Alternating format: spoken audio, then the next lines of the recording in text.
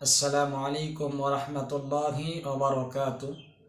ঢাকা গাজীপুর থেকে রাসেল সাহেব জিজ্ঞেস করেছেন, হুজুর, রোজা থাকা অবস্থায় ইনজেকশন গ্রহণ করলে রোজা নষ্ট হবে কি না জানালে উপকৃত হতাম।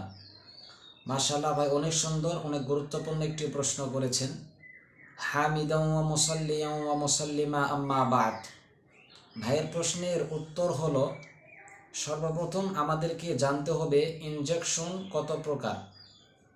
সাধারণত আমরা বিজ্ঞ ডাক্তারগণের অভিজ্ঞতার আলোকে আমরা যেটা জানতে পেরেছি যে সাধারণত ইনজেকশন 4 ধরনের হয়। এক, কিছু কিছু ইনজেকশন আছে যেগুলো শুধু পেটের মধ্যে ফোড়া হয়।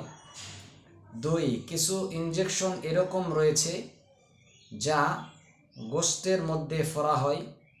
3, কিছু কিছু ইনজেকশন এরকম আছে যা রগের মধ্যে ফোড়া হয়।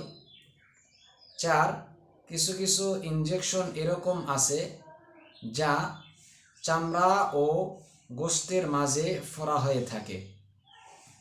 আর এই 4 ধরনের ইনজেকশনের হুকুম হলো একই, তথা রোজা অবস্থায় কেউ যদি এই 4 ধরনের যে কোনো একটি ইনজেকশন গ্রহণ করে তাহলে তার রোজা নষ্ট হবে না। আশা করি ভাইয়ের প্রশ্নের উত্তর আপনি বুঝতে পেরেছেন।